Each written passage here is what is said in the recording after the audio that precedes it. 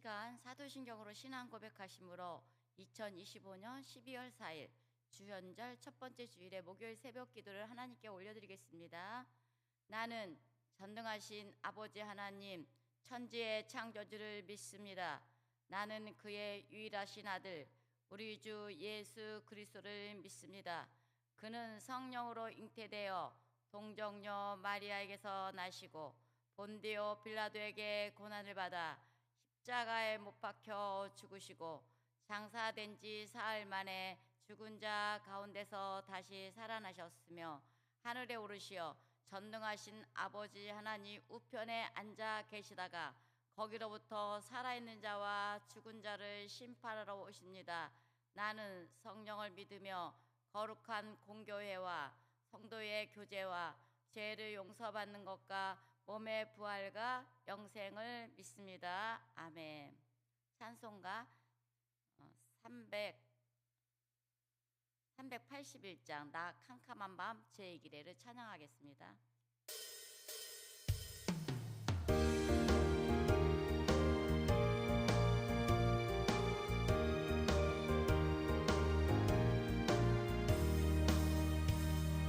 캄캄한 밤 죄의 길에 방황했으나 주 크신 사랑 빛을 떼고 어둠 떠났네.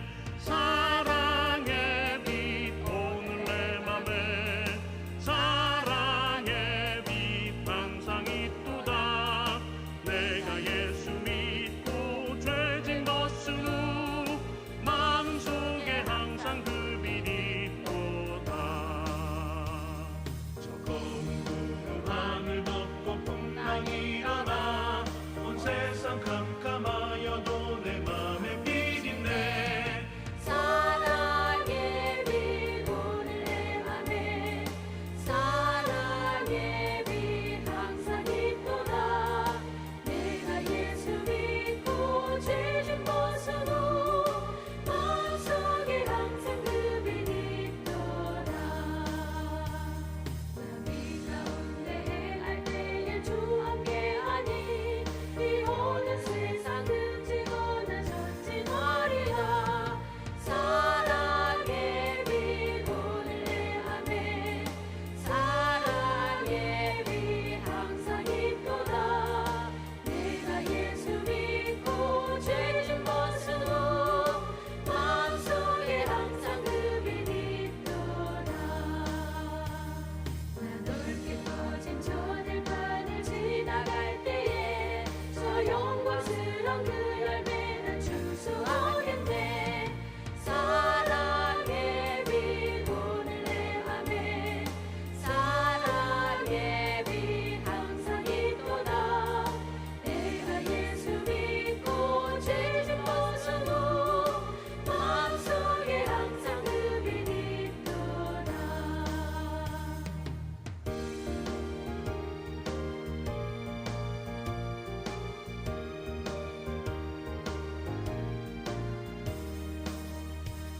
나 잠시 후에 영광의 빛 내게 비칠 때 그 영광스런 주 얼굴 난 친히 뵙겠네. 사랑의 빛 오늘 내 맘에 사랑의 빛 항상 있도다. 내가 예수 믿고 죄진 벗은 후 마음속에 항상 그 빛이 있도다. 아멘. 사랑의 하나님 감사합니다. 지난날에 은혜 주시고 평강 주심에 오늘의 길이기까지 인도하심도 감사드립니다.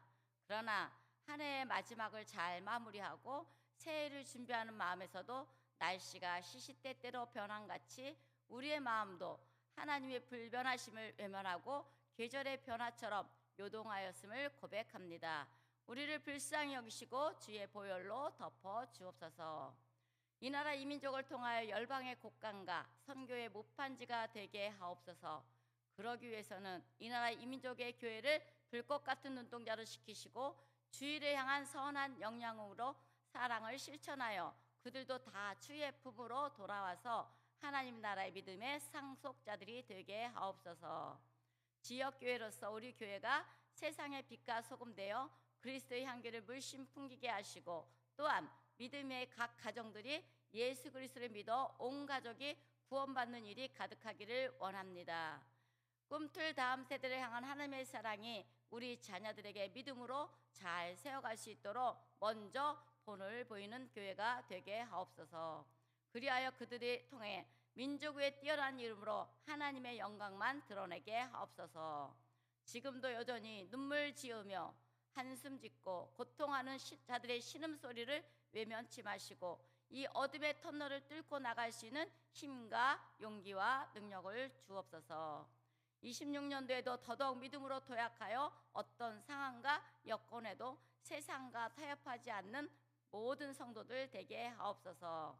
매 순간 들려주신 말씀의 강대상에서 생명수가 넘쳐 흘러 성전 문지방을 넘어 사회를 살리고 우리의 영혼도 새롭게 하옵소서. 부족한 저의 입술도 성령 하나님의 도우심으로 권세와 능력을 주옵소서. 진리 안에서 자유케 하시는 예수님의 이름으로 기도합니다. 아멘.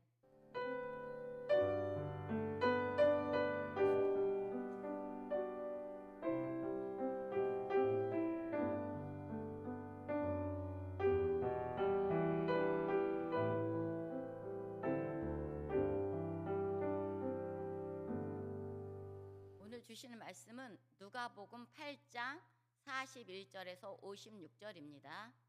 누가복음 8장 41절에서 56절까지 우리가 교독하겠습니다.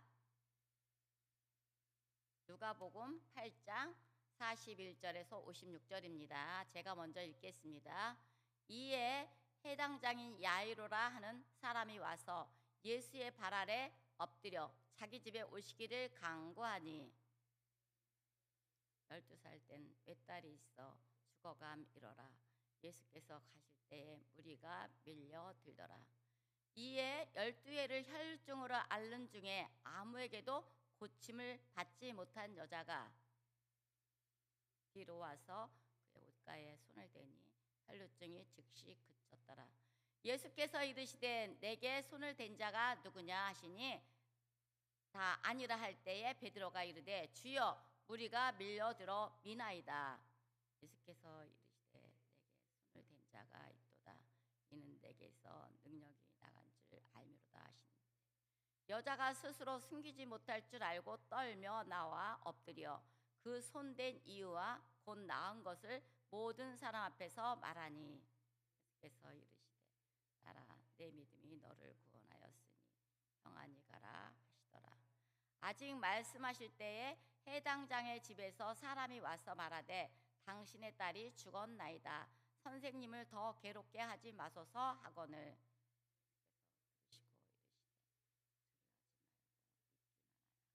그리하면 딸이 구원을 얻으리라 하고 그 집에 이르러 베드로와 요한과 야고보와 아이 부모 외에는 함께 들어가기를 허락하지 아니하시니라. 모든 사람이 아이를 그래서 이르시되 울지 말라 죽은 것이다. 그들이 그 죽은 것을 아는 고로 비웃더라.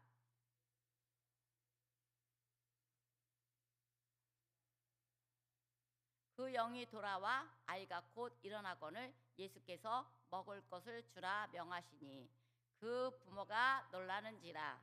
예수께서 경고하사 이 일을 아무에게도 말하지 말라 하시니라. 아멘. 누가복음 8장의 내용에서는 예수께서 각 성과 촌에 두루 다니시며 하나님 나라를 선포하셨습니다. 예수님은 그 말씀은 태동하는 하나님 나라에 관한 선포와 이에 상응하는 태도에 관한 요구로만 이루어진 것이 아니라는 것이 바로 1절부터 21절에 기록되었고 여기에서 가족의 학대로는 혈연이 아닌 하나님의 말씀을 듣고 행하는 이 사람들이라고 하셨습니다. 그리고 멸망을 피하는 내용은 22절, 25절에 기록되어 있고 귀신들의 지배를 무너뜨리는 예수님의 능력의 내용이 26절부터 39절에 있습니다. 죽음을 극복하는 내용은 40절에서 56절 오늘 말씀 읽은 그 자리에 하나님의 능력의 말씀이 나타나고 있습니다. 22절부터 25절에서는 광풍이 몰아닥쳤습니다. 그때 우리 예수님은 배에서 주무시고 있었습니다. 그럴 때 제자들이 우리는 이렇게 강풍이 불어서 이렇게 너무 힘든데 예수님 주무시면 어떻게 하겠냐고 하면서 난리를 쳤습니다.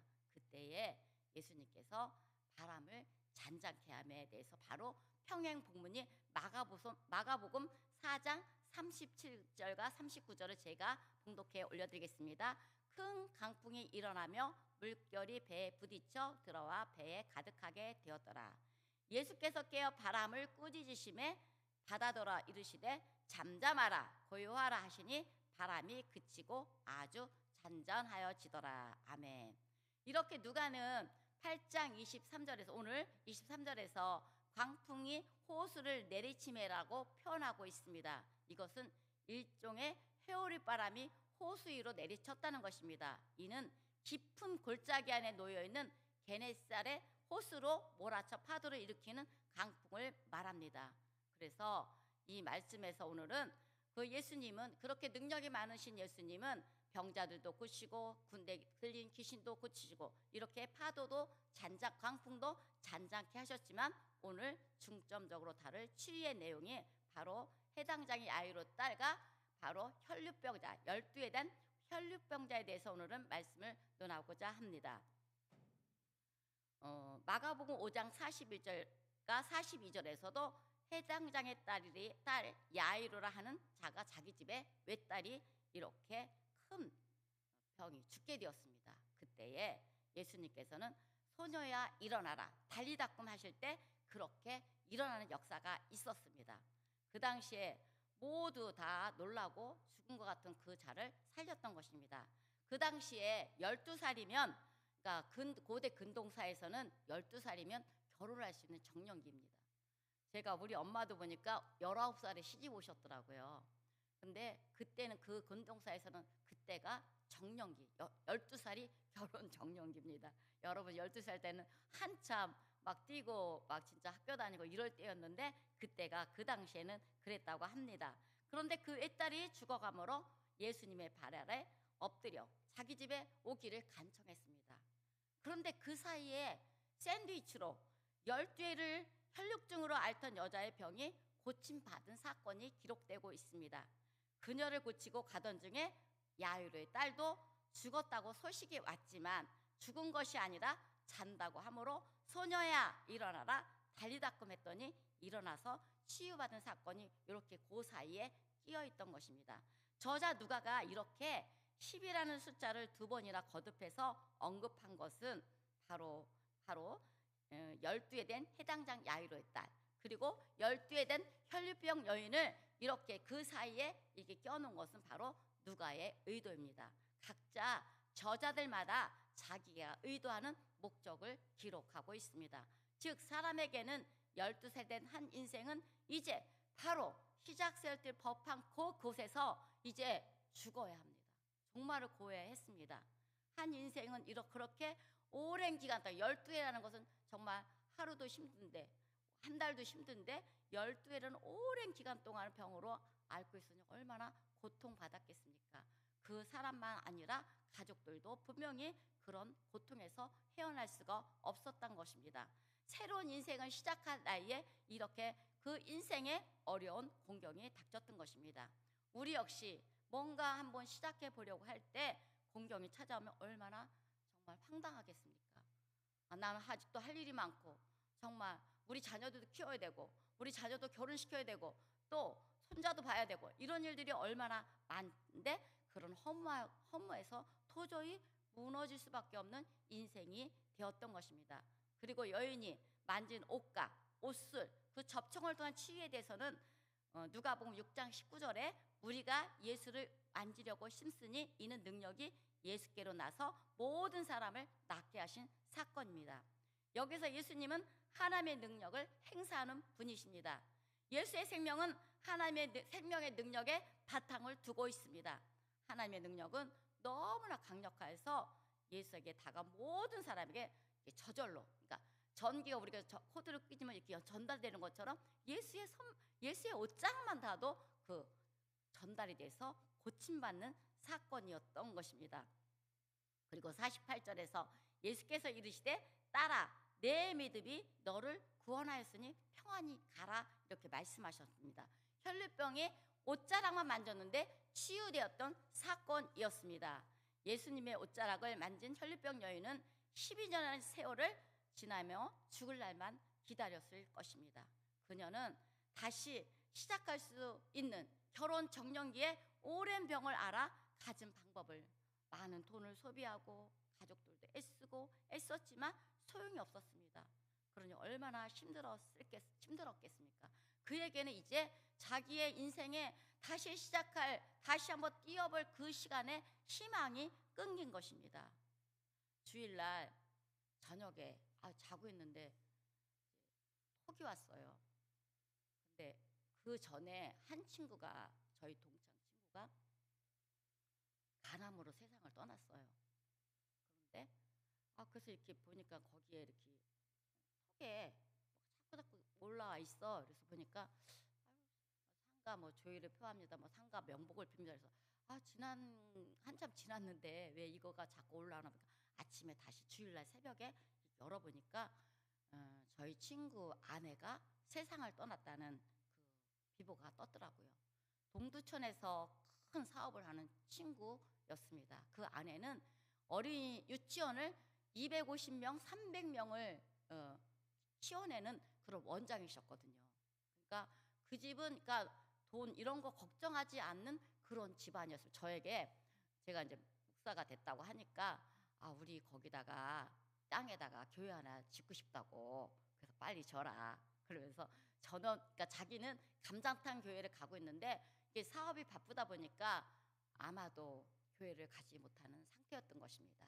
그래서 전원교회를 한번 져보고 싶었다고 하는데 이렇게 그 가정에 엄청난 일이 일어났던 것입니다. 그분이 건강했대요. 아프지도 않았대요. 근데 갑자기 그 유치원에 그 여러 가지 행사가 있죠. 연말이니 행사가 많을 거 아니에요. 그러다 보니까 거기에 골몰하다 보니까 아마 스트레스로 인하여 심장마비로 세상을 떠난 것입니다. 그래서 제가 저녁에 거기를 문상을 갔어요. 갔는데 그 친구가 속에서는 막 너무 힘들지만 그거를 표현하지 못하는 그런, 정말 어떻게 이루어야 될지 모를 그런 상태로 그 친구가 그렇게 저를 안내해주고, 그 다음에 다른 남자분이 있으니까 남자친구가 왔나 봐요. 그러니까 그를 붙잡고 저한테는 그런 표시가 안 나는데 펑펑 울더라고요. 그러니까 그 속이 그 빗장이 무너지는, 마음의 빗장이 무너지는 것 같이 펑펑 울더라고요. 그래서 정말 이렇게 우리 앞에 그러니까 아주 완전히 생각하지 못한 사이에 이런 것이 우리에게 다가옵니다. 정말 나는 그 친구가 그렇게 당할 줄을 몰랐거든요. 그 친구 부인이. 근데 그런 일이 벌어집니다. 정말 그분 가정에서는 아마도 더 이번에 통화해서 더 한 번 더 넘어가고 싶은 그 마음으로 그 일들을 행했을 것입니다. 근데 그런 일이 벌어진 것입니다. 이렇게 그렇습니다. 우리 인생에게도 아픔이 찾아오거나 어떤 어려움이 있으면 죽을 것 같은 세월이 얼마나 많습니까? 그래서 그때에 이 고통보다는 두려움이 앞섭니다. 불안함이 앞섭니다.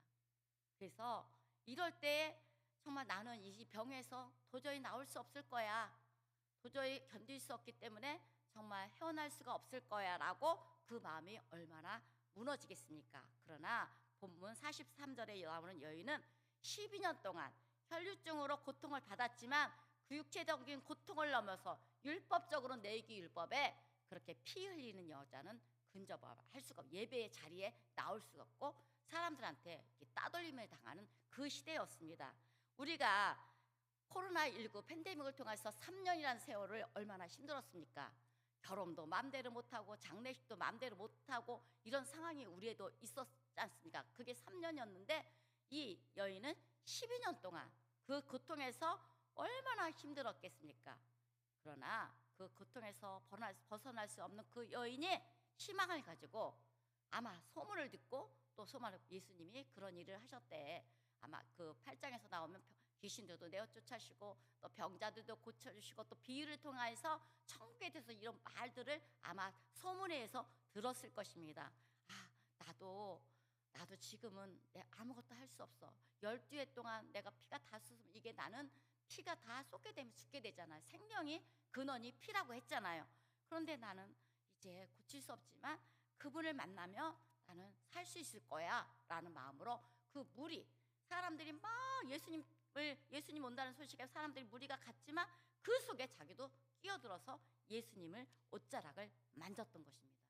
예수님 옷자락을 만지면 나는 낫겠다는 그 신념으로 그 조그만 신랄의 희망의 끈을 가지고 그 여인이 그렇게 했던 것입니다. 정말 자기 인생에 이렇게 내기 율법에서 피 흘리는 여자를 그렇게 공동체 내에서 드러내지도 못하고 들어가지도 못하고 사랑과 가정에서도 버림받은 그런 존재였지만 이렇게 숨기고 또 결혼해야 정년기였는데 결혼할 수가 있나요? 그런 여인을 누가 이렇게 배우자로 선택했겠습니까?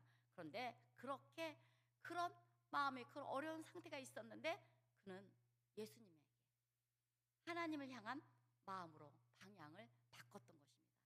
주님이 보시는 것은 믿음의 방향과 간절합니다.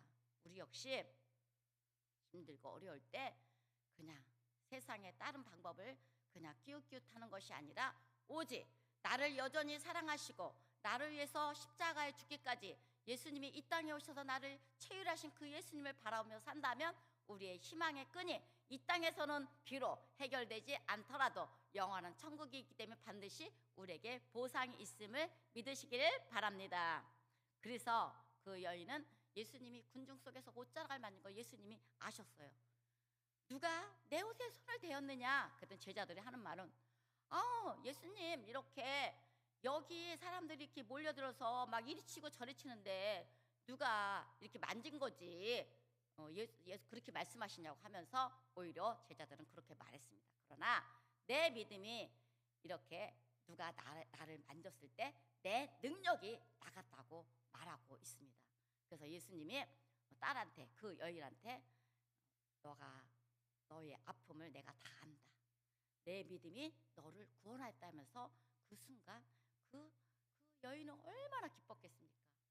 예수님을 만났고 예수님의 옷자락만 만졌는데 신라 같은 그 희망으로 만졌는데 그런 역사가 일어났던 것입니다. 이때에 딸아 내 믿음이 너를 구원하였다는 그 놀라운 하나님의 자녀로서 그 자리를 올라간 것입니다. 주님은 그 여인을 이렇게 딸이라고 불렀을 때 오늘 본문에서 나오지 제가 읽지는 않았지만 예수님의 어머니가 왔을 때 사람들이 많이 예수님을 보러 왔거든요. 근데 예수님의 제자들이 그 엄마가 왔습니다. 밖에 엄마가 있습니다. 라고 할 때 예수님께서 이렇게 말했습니다. 가족이란 하나님의 말씀대로 행하는 자가 내 가족이다. 이렇게 말하고 있는 것입니다. 우리도 하나님의 자녀로 쓴 것은 우리는 이미 죄와 허물로 죽었던 자들입니다. 전에는 죄의 종이었습니다. 그런데 하나님의 자녀로 부르신 것은 바로 하나님의 뜻을 행한 자들이기 때문에 우리가 이 자리에서 아버지라고 부를 수 있는 그런 놀라운 이 일이 우리에게 일어난 것입니다. 그렇습니다. 하나님의 가족이란 혈연, 지연, 각종 더러운 질병, 어떤 죄가 있더라도 지금 내가 정말 나타나지 못할 상황이라도 예수님의 손길만 의지하면 우리가 하나님의 자녀로 극상할 수 있는 것입니다. 율법으로는 너를 정죄하겠지만 너는 부정한 여인이라 보지 않아. 너는 사랑받는 자녀야. 너는 이제부터 걱정하지 마. 내 믿음이 나를 구원한 거야. 그러니 그것에서 벗어나라고 하면서 그렇게 칭찬하신 것입니다. 그렇습니다. 순간순간 죄의 그늘과 각종 어려움과 질과 고통, 염려와 같이 많은 문제들이 엄습할 때 두려움이 따라오기 마련입니다. 죽음이란 누구나 다 두렵게 느껴지는 것입니다. 그렇다 하더라도 회복의 주님을 의지하며 우리의 정체성을 나는 하나님의 자녀다, 나는 하나님의 딸이다 라는 그 정체성을 잃지 말아야 합니다. 그것은 이 땅에 우리의 종착역이 아니기 때문입니다. 그래서 학교에서 공부할 때 오늘 교수님이 사람들이 병 낫기를 위해서 막 이 방법 저 방법 써주지만 그것이 또 낳고 나서 또 아프고 또 죽음이 오잖아요. 그러니까 우리의 종착역은 영원한 하나님 나라이기 때문에 그거에 대해서 너무 두려워하지 말라고 이렇게 말해 주시더라고요. 그때는 뭐 이렇게 낳고 나면 좋은 거지 뭘 저렇게 말씀하시나 했는데, 그렇습니다. 우리는 또 한 번 아프면 또 낫다가 또 아프면 또 낫고 하다가 우리 인생이 마감되는 날이 있습니다. 개인적인 종말이나 시대적인 종말에 반드시 우리의 종말이 있기 때문에 그것에 대해서 우리는 너무 그 상황에, 환경에, 나의 질병에, 나이가 어떻든지 간에 하나님께서는 우리를 여전히 불꽃 같은 눈동자로 지켜주시기에 그 마음으로 진실함, 하나님의 그 신뢰함과 진실함으로 우리가 날마다 하나님의 자녀로서 행복하게 살아가셨으면 좋겠습니다. 그래서 오늘을 살아가는 우리에게도 믿음의 손을 예수님께서 내밀라고 합니다. 네가 지금 아프지? 어디가 아프니? 네가 힘들지? 내 자녀가 속성이니? 아니면 주위가 너를 괴롭히니? 하면서 우리에게 그렇게 사인을 보내주십니다. 그럴 때 여러분, 주님께 옷자락을 잡는 심정으로, 주님의 그 옷깃을 만지는 심정으로 예수님께 손을 대었을 때 이렇게 치유 능력이 일어나는 것처럼 우리 인생에도 그런 놀라운 치유의 역사가 일어나길 바랍니다. 그런데 12에 된 그 야이로의 딸도 이렇게 죽었다고 했지만 그 중간에 이렇게 샌드위치처럼 그 혈류병 여자를 고치고 나서 그 집에 갔는데 그 사람들이 왔습니다. 죽었다고. 그런데 예수님이 죽은 것이 아니다, 잔다 하면서 가서 달리다끔 하니까 그 12살 된 야이로의 딸이 일어난 사건이 있습니다. 딸아, 네 믿음이 너를 구원하였다. 이 한마디면 충분합니다.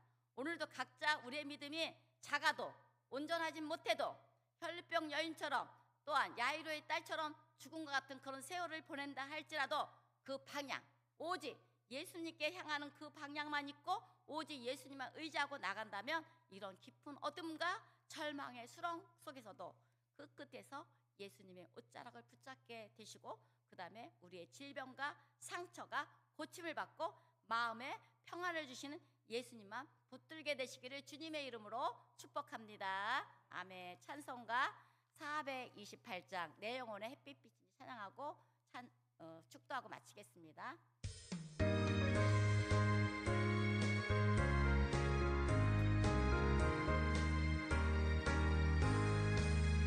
내 영혼의 햇빛이니 주 영광 찬란해.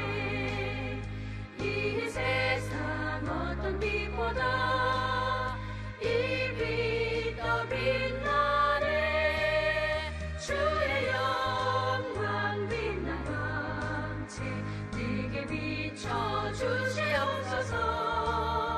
그 밝은 얼굴 배울 때 나의 영혼 기쁘다. 내 영혼에 노래 있으니 주 찬양합니다. 주 귀를 기울이시사 다 듣고 계시네. 주의 영광 빛난 광채 내게 비춰주시옵소서. 그 밝은 얼굴 배울 때 나의 영혼 기쁘다.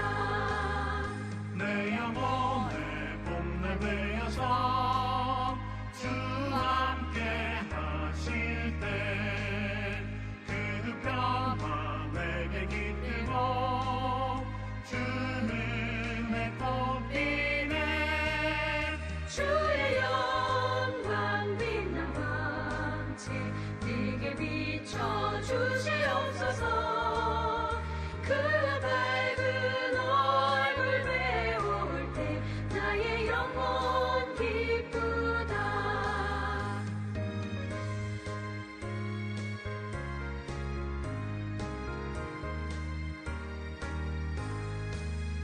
내 영혼에 희락이 있고 큰 소망 넘치네. 주 예수 복을 주시고 또 내려주시네. 주의 영광 빛난 광채 내게 비춰주시옵소서.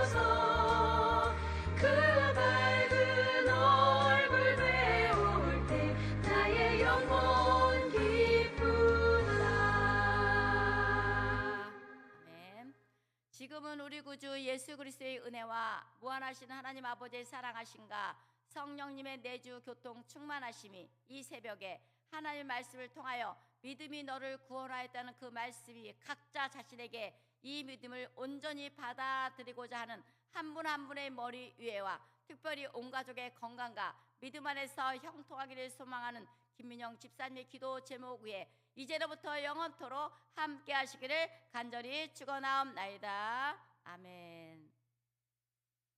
이 시간은 목요일의 공동체 기도 제목과 환우들을 위해서 그리고 각자의 기도 제목을 올려드린 후에 삶의 자리로 나아가겠습니다. 주여 한번 부르고 기도하겠습니다.